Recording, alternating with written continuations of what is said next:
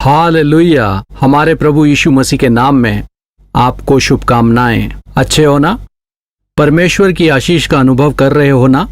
आध्यात्मिक रूप से बढ़ने के लिए, हर एक विषय में सफल होने के लिए आपके लिए प्रार्थना कर रहे हैं। हर दिन परमेश्वर के वचनों को आपके पास ले आने की कोशिश करते हैं। कलवरी दर्शन, ये है प्रेम के दर्शन, यीशु प्रेम के दर्शन। आज आपके लिए खास विषय चुना है। वह क्या विषय है? तो फिर से है परिवार। कितने लोग यहां परिवार के साथ आए हो? अपने हाथ उठाइए। आपको धन्यवाद। पूरी दुनिया को एक करना तो अब आसान हो गया है, पर परिवार को एक बनाकर रखना बहुत ही कष्टदायक हो गया है। पति, पत्नी, बच्चे, पोते पोती सभी लोग मिलकर एक जगह पर मिलना मतलब आज एक बहुत ही बड़े संघर्ष का विषय है। शैतान अगर परिवारों को तोड़ेगा तो वो आसानी से दुनिया पर जीत पा सकता है। इसलिए उसने पहले परिवार को ही तोड़ दिया। कौन सा था पहला परिवार? आदम और हव्वा का परिवार। किसी ने तो भी प्रश्न किया कि कहीं लोगों का डिवोर्स तो नहीं हुआ था अब तक? हाँ, जैसे बाहर विदेश में आसानी से डिवोर्स ले लेते हैं, अपने भारत देश में तो ऐसा नहीं था पहले। अब कि हमारे देश में भी वही हाल है। हमारे देश में तलाक के बारे में कोई भी नहीं जानता था, चाहे जितना भी कष्ट हो, पति जैसा भी हो, पत्नी जैसी भी हो। कुछ दिनों तक वे शायद बात ना करते रहें झगड़ा होने के बाद, पर दोनों साथ में ही रहते थे, तलाक नहीं लेते थे। क्या? एक ही घर में रहते थे, भले एक दूसरे से बात नहीं करते। घर में बच्चों से कहते थे जाकर अपने पिताजी से कहो कि खाना तैयार है। पिताजी, माँ कह रही है आओ खाना तैयार है। हाँ आता हूं, जाकर बोल दे। बच्चे जाकर कहते हैं माँ पिताजी नहीं आ रहे। वह दोनों बच्चों के द्वारा बात किया करते थे। परमेश्वर ने आदम और हव्वा को एक शरीर के रूप में एक साथ रहने के लिए उनकी सृष्टि की थी। परमेश्वर ने एक रहने के लिए बनाया था, पर शैतान ने उन्हें अलग कर दिया। जब हव्वा की सृष्टि हुई थी तब आदम ने कहा यह मेरी हड्डियों की हड्डी है और मांस में का मांस है। क्योंकि यह मेरे मांस का मांस है तो मैं इसे नारी कहकर बुलाऊंगा। बहुत कुछ हुआ था, उसके पास गया, पर जिस फल को नहीं खाना चाहिए उन्होंने उसी फल को खाया। तब जब उसने पूछा कि इस फल को नहीं खाने का आदेश देने के बावजूद इस फल को क्यों खाया, तब मेरे मांस में के मांस ने और मेरी हड्डियों में की जो हड्डी मेरी पत्नी है उसने देने पर मैं नहीं खाऊंगा। क्या ऐसा कहा उसने? ऐसा नहीं कहा, पर कहा कि तूने मेरे साथ रहने के लिए कहा। क्या कहा? परमेश्वर से कहता है कि रहने के लिए दिया। क्या कहा? अच्छा हुआ ऐसा नहीं कहा कि पकाने के लिए जो तूने दिया।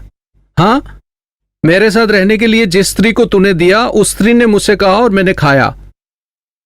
उड़ाऊ पुत्र जब लौट कर आया था, पिताजी खुशियां मना रहे थे। वह जो बड़ा पुत्र था वह बड़ी उदासी में बैठा था। क्यों?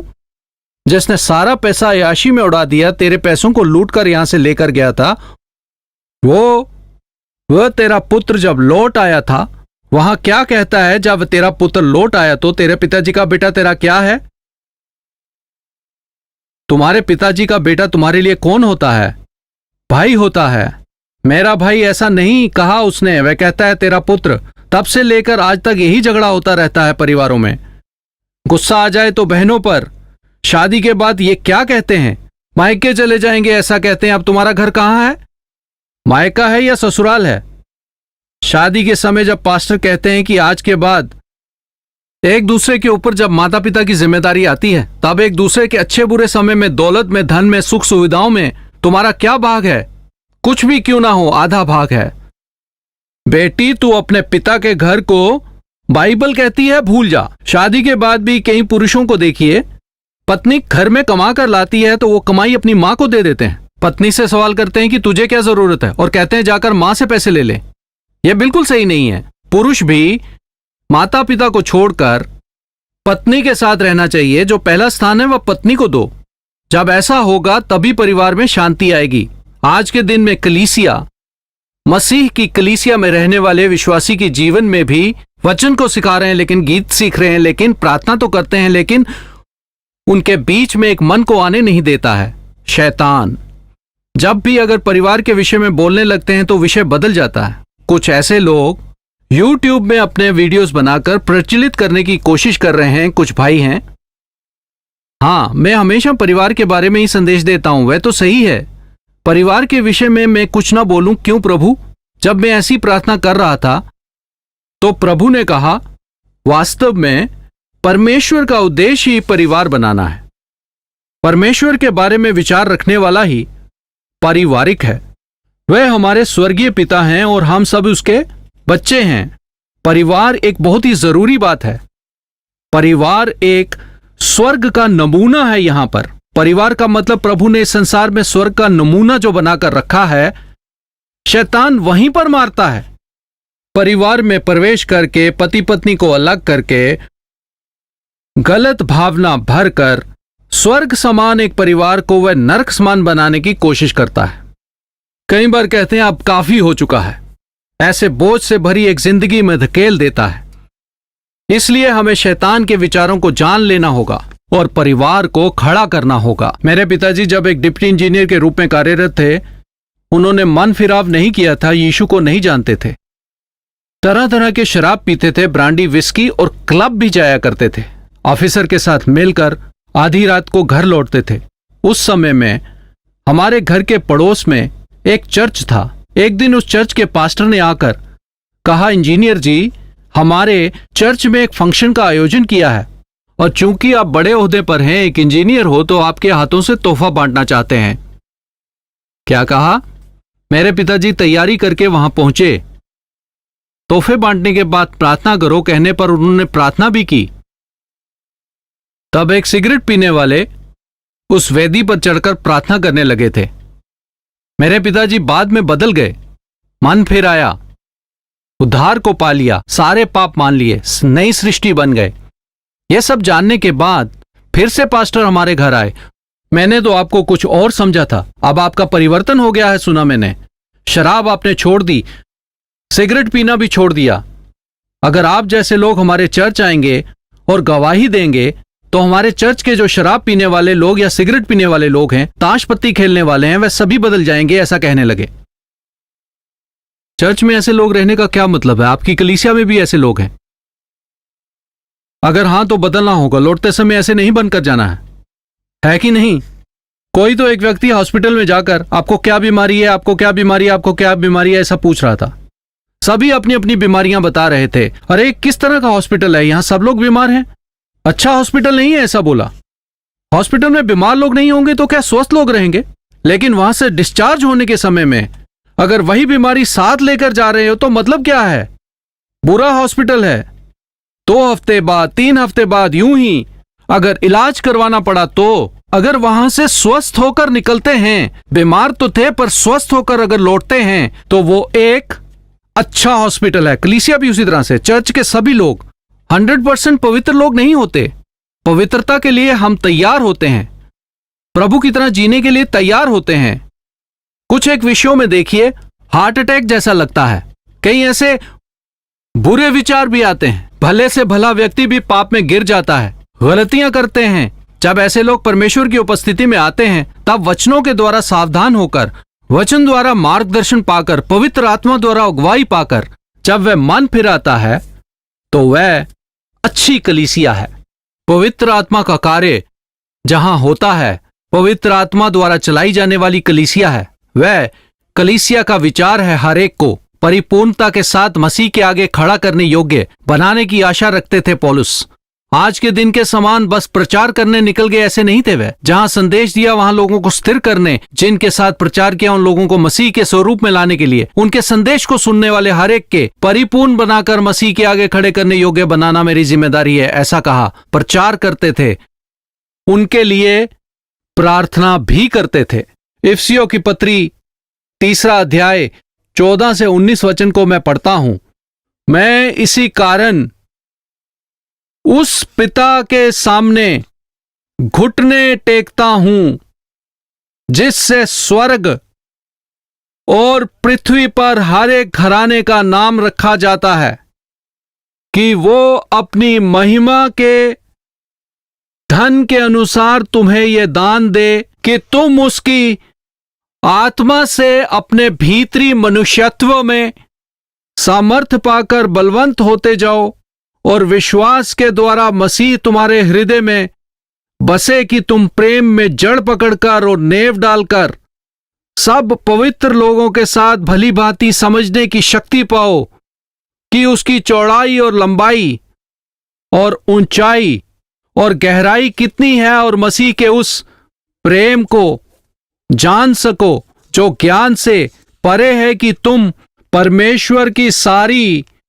भरी पूरी तक परिपूर्ण हो जाओ, कि तुम परमेश्वर की सारी भरी पूरी तक परिपूर्ण हो जाओ।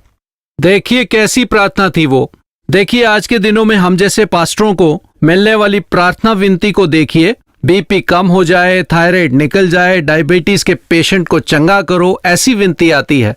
बैक पेन निकल जाए, सिर दर्द गायब हो जाए, हमारी नसों में तेरी शक्तियों को भर दे, जिन्हें स्ट्रोक आए उन्हें चंगाई दे दे पिता, जो कर्ज में डूबे हैं, जिनकी नौकरी नहीं है, ये दे दो वो दे दो, पैसे मांगते रहते हैं। लेकिन पौलुस की प्रार्थना को देखिए, कितनी श्रेष्ठ प्रार्थना है ये।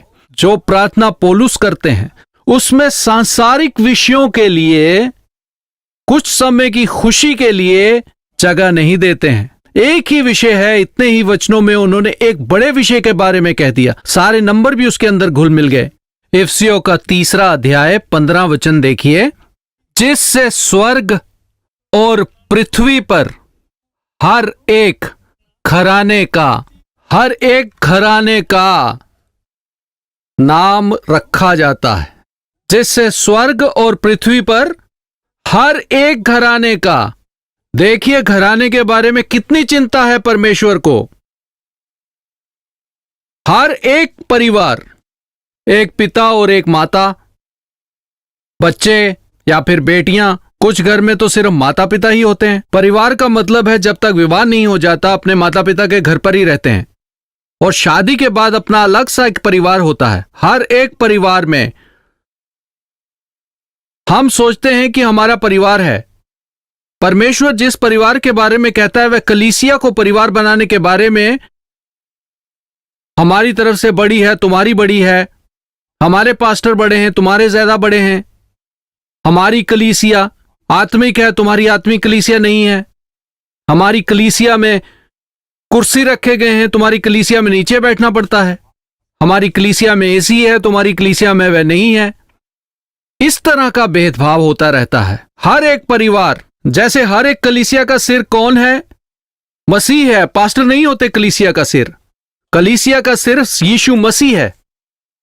कितनी भी कलीसिया क्यों ना हो, उन सब कलीसियाओं को मिलाकर प्रभु कहते हैं कि ये एक परिवार है। चेन्नई की हमारी कलीसिया को मैं कहता रहता हूं, यह हमारी कलीसिया नहीं है, पर हम एक परिवार हैं। हम एक परिवार हैं। परिवार में रहते हो तो आपस में प्रेम रहना चाहिए, एक मन होकर रहना है, एक दूसरे को समझना जरूरी है। आप चाहे एक बड़े ऑफिसर क्यों ना हो, या एक रखवाली करने वाले हो, स्त्री हो या पुरुष हो, धनवान हो, आप गरीब हो या फिर अच्छे पढ़े लिखे हो, या फिर एक अनपढ़ हो, जब प्रभु की कलीसिया में हम लोग आते हैं तब हम सभी एक समान प्रभु के बच्चे हैं। विक्टोरिया महारानियों में से एक प्रभु के भय में जीती थी। जब हम कलीसिया में प्रभु भोज देते हैं तब वेदी के सामने आकर घुटने टेकते हैं ना। यहां पर तो हम आपके पास आकर देते हैं, लेकिन इससे पहले पास्टर दिया करते थे, उन्हें आगे आकर घुटने टेकना होता था। तब उस महारानी के पास ही एक गरीब बूढ़ी मां ने भी आकर घुटने टेके। जब बूढ़ी मां आंखें बंद करके प्रार्थना कर रही थी तब उससे बड़ी अच्छी खुशबू आने लगी। महारानी, ओहो, महारानी के बगल में ही घुटने टेके हैं मैंने। तुरंत उठकर वहां से जाने लगी, पर उठते समय उस रानी ने उस मां जी का हाथ थामा और कानों में कहा, मैं जब सिंहासन पर होती हूं तब महारानी होती हूं। परमेश्वर के भवन में आप और मैं एक समान हैं। परमेश्वर के भवन में हम परमेश्वर के बच्चे हैं। इसलिए उस समय में पौलुस कहते हैं, कलीसिया आते समय अगर बढ़िया अंगूठी पहनकर या बढ़िया कपड़े पहनकर आए तो आप यहां आकर बैठिए, और अगर कोई गरीब आ जाए तो वहां बैठ, ऐसा मत कहिए। जीवित परमेश्वर का मंदिर है ये। परमेश्वर के सामने कोई भी वीआईपी नहीं है। यहां पर सभी वीआईपी हैं, कोई एक दो नहीं, सभी यहां पर वीआईपी हैं। परमेश्वर के आगे सभी लोग एक विशेष व्यक्ति हो, हर एक की आत्मा है। वह तुम्हारे कपड़े नहीं देखते जो अच्छे बढ़िया मलमल कपड़े पहनकर आते हैं। आपका धन दौलत अधिकार के बारे में उन्हें कोई लेना देना नहीं है। वे बस आपका हृदय देखते हैं। वे आपसे प्रेम करते हैं। इसलिए उसी समानता में परिवार होना चाहिए। कलीसिया में एक मन रहना है। अगर परिवार से रहे तो कलीसिया भी सही होगी।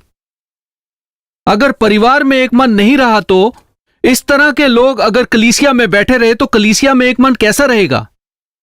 परिवार के साथ मिलकर घर पर बच्चे माता पिता प्रार्थना नहीं करते हैं तो वह एक परिवार बनकर परमेश्वर के भवन में आकर प्रार्थना कैसे करेंगे? इसलिए कई मसीही परिवार में देखिए, पति आता है तो पत्नी नहीं आती, या फिर युवा बच्चे अलग आते हैं। एक कलीसिया में परिवार सहित नहीं आते। आज के दिनों में देखिए, परिवारों में पति एक कलीसिया जाता है, पत्नी एक कलीसिया जाती है और बच्चे दूसरी कलीसिया। कैसी प्रार्थना करते हैं पता नहीं सब मिलकर। एक बिरयानी खाता है, एक दाल चावल खाता है, तो कोई रसम खाता है। यह तीनों में एक मन कैसे आएगा? तो फिर कैसे खड़े रहेंगे बताइए? परिवार जब एक मन होकर रहते हैं, एक परिवार के स्वरूप में जब कलीसिया आते हैं, उस कलीसिया में भी एक मन रहता है। आत्मिक क्यों ना हो, सांसारिक क्यों ना हो, हर एक जिसके द्वारा परिवार बनाए जाते हैं, उस पिता के सामने मैं घुटने टेक कर, किस पिता के द्वारा हम सभी की एक प्रार्थना है। कुछ लोग कहते हैं कि यह स्वर्ग की प्रार्थना है। स्वर्ग की प्रार्थना की जरूरत होती है या नहीं? नहीं, बस एक प्रभु की स्तुति होती है। वह प्रभु के द्वारा सिखाई प्रार्थना है। प्रभु की वह प्रार्थना कितने लोग जानते हैं बताइए जरा? जब शिष्यों ने पूछा कि प्रभु प्रार्थना करना सिखा, तब उसकी बात सुनकर प्रभु ने उन्हें सिखाई। यह प्रार्थना आज के दिन यरूशलेम में वह जगह जहां पर प्रभु ने प्रार्थना सिखाई, उस पहाड़ पर एक छोटी गुफा है। कहते हैं वहां पर काफी अंदर जाकर प्रभु यीशु प्रार्थना करते थे। मैंने भी अंदर जाकर वहां घुटने टेके। मेरे पीछे जब कई लोग अंदर आने लगे तब उस रास्ते को बंद कर दिया गया। फिर दूर से ही देखना पड़ा। प्रभु बिना बताए वहां दूर तक जाकर प्रार्थना किया करते थे। उस बगीचे में अपने शिष्य को ले जाकर प्रार्थना सिखाई। उस प्रार्थना का सबसे पहला शब्द क्या है? हे हमारे पिता। मेरे पिता या हमारे पिता। एक कलीसिया में मेरे पिता कहकर प्रार्थना करते हैं, दूसरे में हमारे पिता कहते हैं, चेन्नई में भी हमारे पिता कहते हैं, अमेरिका में अवर फादर कहते हैं। और हमारे सभी के पिता एक हैं, तो हम कौन हैं? हमारी तुम्हारी कलीसिया अलग अलग है कहते हैं। एक युवक से पूछा कि तेरे कितने भाई हैं? उसने कहा 4। क्या करते हैं पूछने पर कहा नहीं पता। तेरे भाई क्या करते हैं तुझे पता नहीं? ये क्या है? और ज्यादा पूछने पर उसने बताया कि हम बात भी नहीं करते। क्या हुआ? एक ही घर में रहते हो? हाँ, एक ही घर में। एक ही घर में रहकर बिना बात किए कैसे रहते हो? वो आता है, मैं वहां से निकलता हूं, तू आता है तो मैं चला जाता हूं, बस ऐसा ही चलता रहता है। अरे ये कैसा घर? क्या है ये? आज के दिनों में ऐसा ही है। यीशु मसीह पर विश्वास करने वाले लोग भी एक दूसरे के साथ नहीं रह पाते हैं। आंध्र प्रदेश के एक प्रेरित भक्त थे जिनका नाम था जॉन वेस्ली। जॉन वेस्ली को एक दर्शन प्राप्त हुआ। जब वे लेटे थे तब उन्हें स्वर्ग दिखाई दिया और स्वर्ग में से कई लोग बढ़िया गीत संगीत बजाते हुए दिखाई पड़े। उनके घर में रोशनी सा फैल गया और घर के सामने स्वर्गदूत भी दिखाई पड़े। जॉन वेस्ली ने उनसे पूछा, हमारी मेथोडिस्ट कलीसिया के लोग हैं कि यहां पर? जॉन वेस्ली ने मेथोडिस्ट कलीसिया की स्थापना की थी। तब स्वर्गदूत ने कहा नहीं है। तब उनके मन में डर छा गया। मैंने इतने अच्छे से एक मेथड का इस्तेमाल करके बेदारी को फैलाने के लिए एक कलीसिया की स्थापना की, बहुतों को उद्धार में लाने के लिए, और ये कहते हैं कि यहां पर वो नहीं है। उन्होंने आगे पूछे कि क्या बैप्टिस्ट कलीसिया के लोग यहां हैं? Lutherans, CSI, CNI, fellowship, Calvary fellowship, हर एक गांव में जितनी भी कलीसिया है, पेंटेकोस्टल, जिस किसी के बारे में पूछा उन्होंने कहा नहीं है। इतनी सभाएं, इतनी कलीसियाएं, इतनी बड़ी संख्या में लोग आखिर कहां गए वे सब? कितनी प्रार्थना की, कितने गीत गाए, और ये कह रहे हैं कि मसीही लोग स्वर्ग में नहीं पहुंचे। क्या हुआ? रोते हुए आगे चलते थे। तब वहां पर कुछ लोग बड़ी एक उपवास प्रार्थना सभा में बैठे थे। नरक था वो। उसमें से चिल्लाने और रोने की आवाज आ रही थी, प्रभु परमेश्वर कृपा करके एक मौका हमें दीजिए प्रभु। कितने मीटिंग में हम गए लेकिन हम कहीं पर भी हमने मन नहीं फिराया। मैं पापी हूँ प्रभु, हम पापी है, जलन हो रही है प्रभु अब समझ में आया, क्षमा कर प्रभु। यीशु ऐसे हजारों की संख्या में चिल्लाते हुए रो रहे थे। तो क्या है पूछा तो नरक था। नरक में गीत गाते हैं क्या? पर आग बुझती नहीं, और कीड़ा और रोना भी सिर्फ दांत का पिसना रहता है। कितना पश्चाताप हुआ तो भी, जितना रोए तो भी उपयोग नहीं। प्रभु यीशु के बारे में जो नहीं जानता, जहां पर यीशु का सुसमाचार नहीं पहुंचा, वह यीशु मसीह को जानकर उन्हें स्वीकारने वाले ही ज्यादा लोग नरक तक पहुंचेंगे। क्या आपको यह विषय पता है? जो प्रार्थना करता नहीं, उनसे भी बढ़कर प्रार्थना करके भी जिनकी जिंदगी नहीं सुधरती, वैसे ही लोग नरक में रहेंगे। क्योंकि यीशु के सुसमाचार को नहीं सुनने वालों को उनकी मन की गवाही के द्वारा प्रभु उनका न्याय करेंगे। सुसमाचार सुनकर भी अगर प्रभु को नहीं स्वीकारा तो उनके लिए नरक मौजूद है। उन्होंने डर डर कर फिर से प्रश्न किया, हमारे मेथोडिस्ट के लोग यहां हैं क्या? हाँ हैं। अच्छा, ये बात है। स्वर्ग में नहीं, नरक में हैं। ओहो। बैप्टिस्ट के लोग? हाँ हैं। अरे, कलीसिया के नाम पूछने पर पता चला कि वहां पर है। कुछ समझ नहीं आया जॉन वेस्ली को। उन्होंने कहा, प्रभु ये क्या बात है, मुझे कुछ समझ नहीं आ रहा। इतनी कलीसियाएं, इतने बड़े बड़े सेवक इतनी सफाई करते हैं, इतनी प्रार्थनाएं रखते हैं, क्या बात है, ये स्वर्ग में नहीं है नरक में है? ऐसा कहते हुए जब वे लौट रहे थे तब उन्होंने पीछे मुड़कर देखा तो स्वर्ग दिखा। फिर उस स्वर्ग में से हजारों शब्द सुनाई पड़े प्रभु की स्तुति करते हुए उन्हें, hallelujah hallelujah hallelujah hallelujah hallelujah, पवित्र पवित्र पवित्र पवित्र। ऐसी स्थिति का गीत जब सुनाई दे रहा था तो फिर से रुक गए। यहां पर तक कई लोगों की आवाज आ रही है, अंदर से कितने सारे शब्द सुनाई दे रहे हैं। तो उन्होंने पूछा कि आखिर यहां पर कौन लोग मौजूद हैं? तब स्वर्गदूत ने कहा, जिन लोगों के वस्त्र मेमने के लहू से धो दिए गए हैं वे लोग यहां पर मौजूद हैं। आपने तो कहा था कोई नहीं है। तुमने क्या पूछा था? तुमने पूछा क्या था? तुम अपनी कलीसिया का नाम लेकर मुझसे पूछा। तुम्हारी कलीसिया का नाम मैं नहीं जानता हूं। मैं बस एक चीज जानता हूं। क्या? नासरत के प्रभु यीशु मसीह इस संसार में आकर संसार के सभी लोगों के पापों को उठा लिया। वह मेमना रूपी प्रभु, तुम्हारे पापों के प्रायश्चित के लिए वेदी पर चढ़ाया गया मेमना, जिसके पास मृत्यु का अधिकार था, उसे मृत्यु द्वारा जीतकर मृत्युंजय होकर जो यीशु मसीह के पवित्र लहू से धो दिए गए हैं, वे लोग यहीं पर हैं। तुम लोग यीशु मसीह के लहू द्वारा धो दिए गए हो। तो अब उन्हें समझ में आया सब कुछ। उन पर विश्वास मत कीजिए जो कहता है कि हमारी कलीसिया ही स्वर्ग तक पहुंचेगी। मेरा भी विश्वास मत कीजिए। जब जॉन वेस्ली ने जान लिया तब मैंने भी जान लिया था। अब जितनी भी कलीसिया का नाम लिया गया, उस सब कलीसिया में मुझे बुलाया गया था प्रचार के लिए। कोई भेदभाव नहीं। मैं सिद्धांतों का प्रचार नहीं करता, सिर्फ सुसमाचार बताता हूं, प्रचार करता हूं, मसीह का प्रचार करता हूं। इसलिए जैसा मैंने कहा, कलीसिया चाहे जो कोई भी हो, नकारते नहीं। सभी कलीसिया, हर एक चर्च में जहां जहां मौका मिलता था वह कहते थे हमारी कलीसिया में यूथ मीटिंग रखिए, हमारी कलीसिया में आकर बेदारी सभाओं में बोलिए। मैं वहां पर प्रचार करने जाता। कलीसिया जहां पर गलत शिक्षा का प्रचार किया जाता वहां पर मुझे बुलाया जाता था। प्रभु ऐसी शिक्षा देने वाली कलीसिया में जाकर मैं कैसे प्रचार करूं? तब प्रभु ने मुझसे कहा, वह गलत शिक्षा में है, इसलिए तुझे वहां जाना जरूरी है। वहां पर प्रभु के प्रेम और उसके सामर्थ्य के बारे में लोगों को बता। अगर तुमने नहीं बताया तो और कौन उन्हें बता सकता है? परमेश्वर ने मेरी अगुवाई की। वहां पर मैंने जो ध्यान दिया, यह कलीसिया सही नहीं, ऐसा जिस पर उंगली उठाया जाता है, स्थिर विश्वासी है, दिल की गहराई से प्रार्थना करने वाले लोग हैं वहां, प्रार्थना वीर है, पवित्र लोग हैं वहां। और यह बड़ी अच्छी कलीसिया है, बहुत डिसिप्लिन कलीसिया है, बहुत आत्मिक कलीसिया है। वैसी कलीसियाओं में भी यहूदा इस्करियोती होते हैं, गेहाजी होते हैं। क्या है?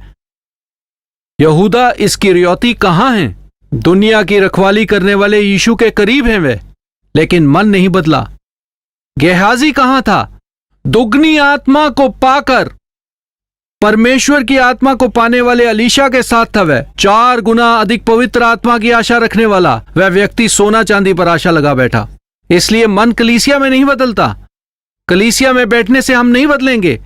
जब हम मन में बसी को स्वीकार करेंगे तभी, जब यीशु पर विश्वास लाएंगे तभी हमारे जीवन में परिवर्तन होगा। संसार की हर एक कलीसिया के लिए हमें प्रार्थना करनी चाहिए। उठकर खड़े हो जाइए, प्रार्थना करेंगे। मेरे परिवार को बांधिए, मुझे एक अच्छा विश्वासी बनाइए। हमारी कलीसिया को आशीष दे, कलीसिया के रखवाले को आशीष दे। हमारी कलीसिया में प्रेम को बढ़ने दें, एकता होने दें। मेरे परिवार में भी प्रेम और एकता को बढ़ाइए पिता। मसीह के लहू से जो लोग धो दिए गए वे सभी लोग स्वर्ग के वारिस हैं करके किसी प्रकार का भेदभाव ना रहते हो अंत के दिनों में। तेरे प्यार को बढ़ाने के लिए मेरी सहायता कर। वह ज्ञान मुझ में भर। ऐसा हर एक लोग मुंह खोलकर प्रार्थना करेंगे। पवित्र और प्रेमी पिता, एक बार अपने बच्चों को देखिए, एक बार परमेश्वर को देखिए। हमारा परिवार और कलीसिया अलग क्यों ना हो, हम स्वर्गीय पिता के वारिस हैं करके, आप हमारे पिता और हम आपके बच्चे हैं करके विश्वास करते हैं। हम में एकता बढ़ाइए, हम में प्यार बढ़ाइए, हमें पवित्र बनाइए पिता। स्वर्गीय पिता जैसे पवित्र हैं, हम भी हर एक स्थिति में पवित्र बने रहने के लिए तेरे नाम को धारण किए गए मसीही कहलाने वाले हम लोग मसीह के समान रहने वालों में से बनाए हमें। शैतान जिस परिवार को पीड़ा पहुंचा रहा है, ऐसे परिवार को प्रभु यीशु मसीह के नाम में हम पूर्ण छुटकारा देते हैं। जिस हृदय में शैतान घुसकर व्याकुलता को बढ़ाता है, ऐसे हृदय को नासरी यीशु मसीह के नाम में पवित्र करते हैं पिता। हमारे शरीर में चंगाई दीजिए, हमारे परिवार को स्वस्थ रखिए, हमारी कलीसिया में भलाई भरिए। एक ही प्रेम, एक ही ध्यान, एक ही लक्ष्य जो तेरे नाम को पहचानते हैं उन सभी में भर। जल्दी महाराजा बनकर आने वाले आप पर हमारा विश्वास रखकर आपका इंतजार करते हुए एक कलीसिया एक दुल्हन के समान श्रृंगार में सजकर तेरे पुनरागमन के लिए तेरा इंतजार करने में सहायता कर पिता। यीशु मसीह के नाम में मांगते हैं पिता, आमीन आमीन आमीन। कलवरी दर्शन, ये है प्रेम के दर्शन, यीशु प्रेम के दर्शन। हमारी सेवकाई में अगर आप भी भागीदार बनना चाहो और परमेश्वर अगर आपको प्रेरणा दे रहा है तो आपके दान और भेंट हमें DDMO या ऑनलाइन के द्वारा भेजिए। आपके लिए हर एक दान को प्रभु की सेवा के लिए हम उपयोग में लाते हैं। आप में से कुछ लोगों ने हमारा अकाउंट नंबर पूछा तो आप लोगों के लिए स्क्रीन के ऊपर बैंक अकाउंट नंबर दिख रहा है। कलवरी दर्शन, ये है प्रेम के दर्शन, यीशु प्रेम के दर्शन। कर्जे में डूबे हो, चिंता में पड़े हो, दरिद्रता में हो, दुख में हो क्या? कुछ भी नहीं, अकेला पड़ गया हूं, ऐसे उदास हो गए हो क्या? व्याकुलता में हो? देखिए, आपकी अज्ञानता के कारण ही आप कर्जे में फंसे। तुम्हारे अविश्वास के द्वारा ही तो तुम आज इस दुख में पड़े हो। अब तो परमेश्वर इस गरीबी से मुझे छुटकारा दे, इन दुखों से मुझे छुटकारा दे, तुम झूठ से, धोखेबाजी के जीवन से मुझे छुटकारा दे। ऐसा जब प्रार्थना करोगे प्रभु परमेश्वर जरूर आपको आशीष देंगे, पूर्ण समृद्धि से आपको चलाएंगे। अगर आप चाहो हम आपके लिए प्रार्थना करें, अपनी प्रार्थना विनती हमें बताइए। परमेश्वर के आगे आपके लिए प्रार्थना करने के लिए हम तैयार हैं। आप भी घुटने टेक कर प्रार्थना कीजिए, परमेश्वर जरूर जवाब देंगे। परमेश्वर की इच्छा से फिर मिलेंगे, तब तक परमेश्वर की महान कृपा आपके संग बनी रहे।